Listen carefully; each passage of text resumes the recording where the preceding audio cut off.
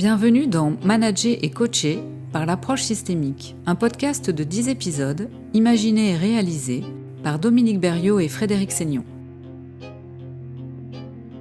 L'objectif de cette série est de contribuer à la diffusion et à la démocratisation de l'approche systémique du changement au sein des organisations. Elle s'adresse aux managers, aux dirigeants, DRH, systémiciens, coachs et gestionnaires de projets, ainsi qu'à toutes les personnes concernées de près ou de loin par le fonctionnement des équipes dans l'entreprise.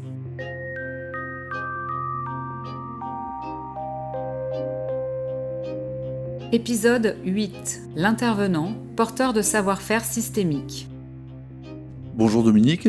Bonjour Frédéric. Dans l'épisode précédent, nous avons vu qu'un intervenant peut être confronté à plusieurs types de demandeurs et combien l'origine de ces demandes peut influencer sa posture et sa stratégie dans la démarche systémique d'accompagnement au changement. Cet épisode 8 est consacré au savoir-faire des intervenants ou des managers. Nous parlons bien évidemment de ceux qui souhaitent s'approprier puis utiliser une posture systémique. Alors, pour commencer, Dominique, pourriez-vous nous expliquer ce que vous entendez par les savoir-faire ?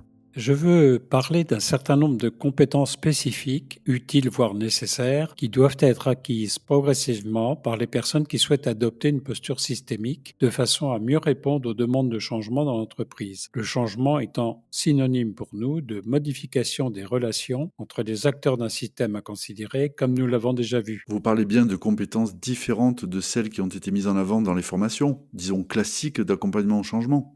C'est exact, car adopter une posture systémique nécessite l'appropriation d'un certain nombre de savoir-faire systémiques ainsi que de techniques de communication spécifiques. J'entends bien, mais quand vous dites savoir-faire systémique, cela éveille la curiosité. Il y a plusieurs savoir-faire systémiques, mais disons que parmi les principaux, j'en privilégie un qui possède un caractère transverse, consistant à être capable d'adopter une position up sur les processus et down sur les contenus. Ah, je reconnais ces termes, vous les aviez utilisés dans le premier épisode de cette série. Pouvez-vous nous préciser ce que ça signifie pour vous ? Oui, il le faut car c'est fondamental à comprendre pour qui souhaite accompagner le changement en utilisant l'approche systémique. Déjà, précisons que up signifie posture haute et down, posture basse. Vous comprenez alors que je parle de posture de l'intervenant vis-à-vis de la problématique présentée par le demandeur. C'est cette posture que l'intervenant va adopter dès l'entretien de cadrage. Dans cette phase, elle consiste à tirer le fil de la demande en repérant à partir des contenus exprimés ceux qui contiennent les principaux composants fondamentaux. Ici, pour réussir, le cadreur doit rester à distance de la problématique comme nous l'avons vu dans l'épisode 6. Oui, je m'en souviens en effet. Vous nous disiez que le cadreur était révélateur de sens, entre autres. Exactement, mais pour révéler le sens, il faut savoir garder une distance par rapport au contenu, sinon on risque de se perdre, vous voyez. C'est sans doute plus facile à dire qu'à faire, en particulier pour un manager, lui-même spécialiste du sujet abordé, qui cadre la demande de son hiérarchique ou d'un client ou de tout autre acteur exprimant une demande. Mais si on prend la posture up au moment du cadrage, qui consiste à rester en dehors de la problématique pour identifier les composants fondamentaux, alors comment reste-t-on up dans l'action ensuite au cours de la démarche ? Lors d'une intervention sur un système à considérer, être up consistera par exemple à prendre la main sur les processus liés au choix des stratégies à mettre en place pour initier des changements orientés vers l'objectif N+1. Mais par ailleurs, je connais de nombreux managers qui adoptent cette posture dans des situations où il leur est nécessaire de clarifier une demande. Je parle des entretiens annuels ou de délégation de pouvoir, ou encore de régulation avec les collaborateurs lors du déroulement d'un projet.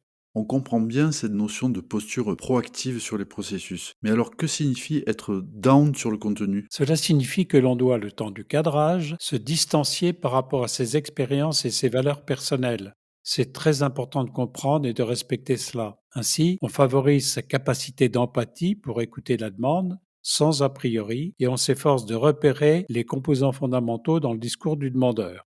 On doit s'interdire au cours de l'entretien de donner son avis, d'interpréter, de juger, de conseiller ou encore de proposer une solution. On dit à ce sujet que l'approche systémique est non normative, au sens où on s'abstient de porter un jugement sur la situation. En vous écoutant, on comprend pourquoi vous insistez sur ces points qui paraissent vraiment essentiels. Vous avez d'ailleurs longuement évoqué cette notion dans vos ouvrages, et en particulier sur la manière d'adopter cette posture dans diverses situations. Oui, j'en ai beaucoup parlé dans mon livre Guide systémique du manager d'équipe, dans lequel je présente 40 situations opérationnelles. Il est très apprécié par les managers qui souhaitent aborder leur réalité opérationnelle en adoptant une posture systémique. Oui, j'ai presque envie de dire que c'est un peu un mode d'emploi de l'approche systémique en entreprise. En tout cas, je m'en sers de cette façon. Mais revenons aux compétences. En plus de cette posture up sur les processus et down sur les contenus, quel autre savoir-faire vous semble incontournable à nous présenter? Il y en a un autre, vous l'avez évoqué tout à l'heure, qui est la capacité d'un cadreur à devenir un révélateur de sens. C'est une compétence. En fait, le cadrage est avant tout un outil qui met en lumière deux types de sens. Il y a d'abord ce vers quoi le système doit parvenir, à savoir la direction à suivre, et ensuite il y a ce qui fait sens pour chaque acteur concerné, en lui permettant de s'assurer que son activité correspond bien à ses priorités et à ses valeurs. Il est vrai qu'aujourd'hui on parle beaucoup de sens, enfin de l'importance de donner du sens au travail, d'avoir le sentiment de servir à quelque chose. Tout à fait. Dans la vie professionnelle, cette recherche de sens est permanente. Elle s'avère essentielle pour libérer les énergies et mieux comprendre les enjeux par rapport à soi et à son entreprise.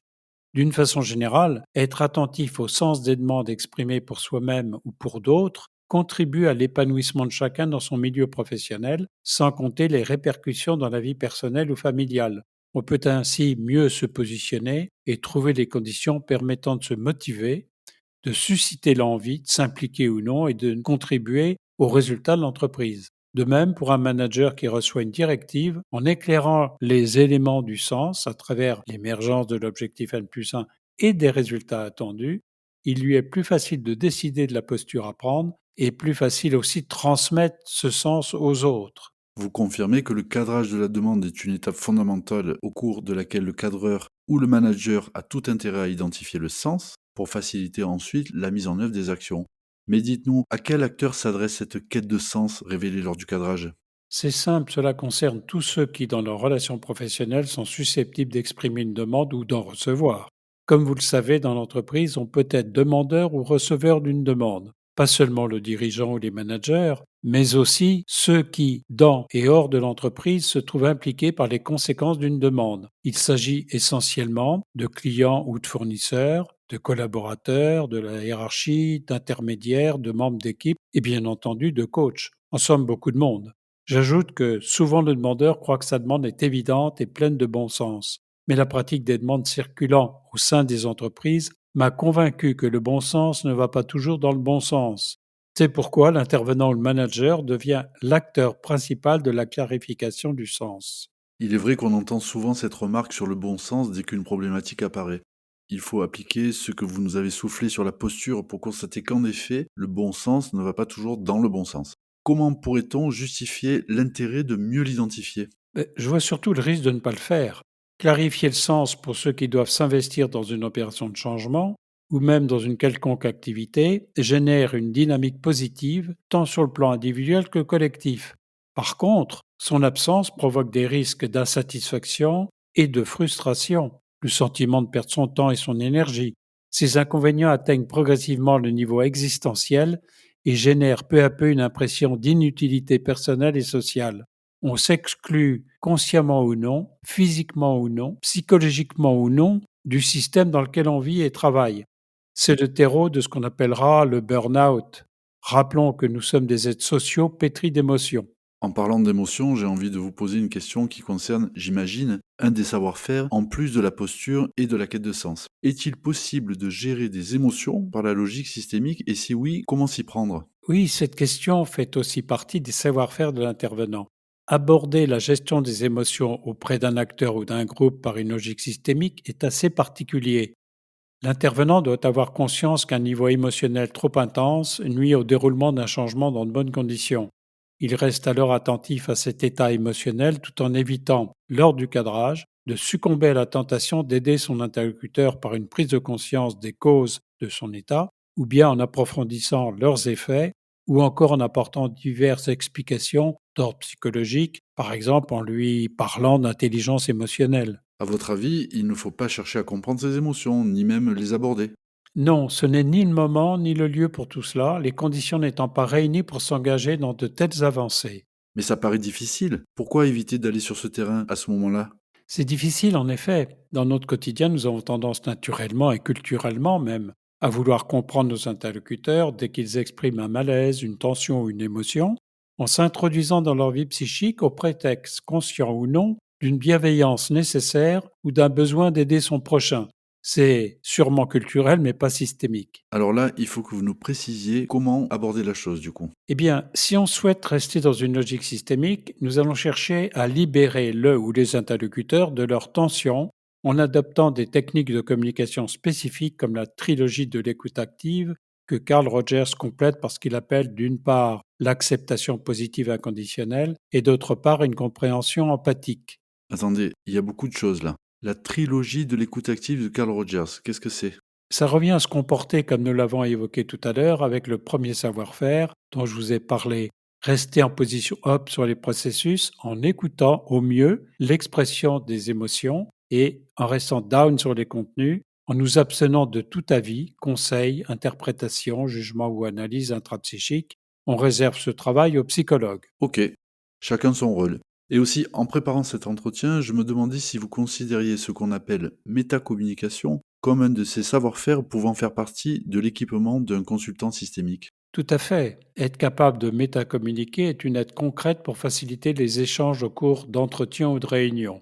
Ce concept de communication a été découvert par Gregory Bateson de l'école de Palo Alto. Il le traduit comme étant un message à propos de ce qui va être dit ou de ce qui a été dit. Mais pouvez-vous nous expliquer en quoi la métacommunication peut faciliter les échanges lors du cadrage? Métacommuniquer permet de mettre l'interlocuteur dans de meilleures dispositions pour livrer les informations sur les composants fondamentaux. Cela se traduit pratiquement par des expressions du type «J'ai quelque chose d'important à vous dire» ou «Il faut qu'on se voit après la réunion» ou «J'ai à te parler». Vous percevez que dans ces exemples, on n'aborde pas le contenu. Est-ce à dire que métacommuniquer revient à communiquer sur la communication? Exact. Et faire cela dans un entretien de cadrage va inciter votre demandeur à exprimer plus facilement des contenus relatifs aux composants fondamentaux.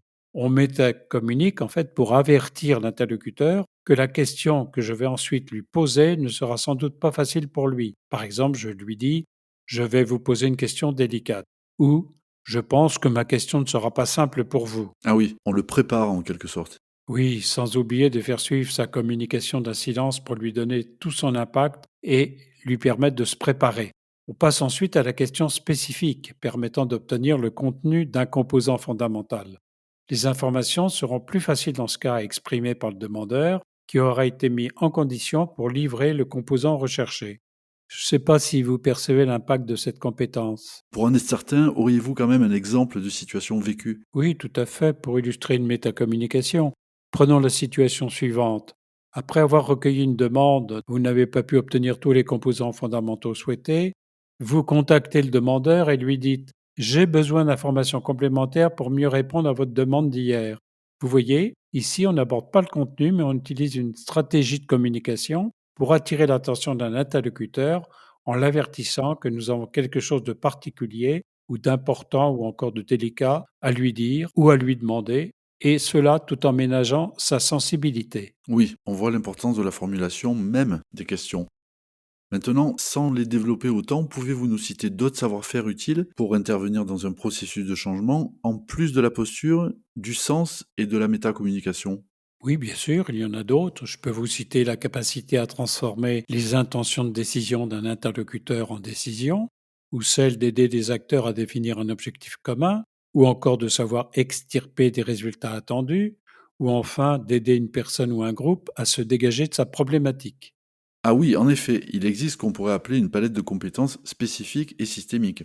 Alors pour terminer sur ce thème des savoir-faire, je voudrais connaître votre avis sur une question d'ordre éthique. Les personnes qui découvrent ces techniques basées sur l'utilisation de processus se posent souvent la question de savoir si de telles techniques ne risquent pas de dénaturer l'échange en le rendant plus artificiel. C'est sans doute une question qui peut se poser, et je vais vous répondre en m'appuyant sur le principe de l'école de Palo Alto suivant.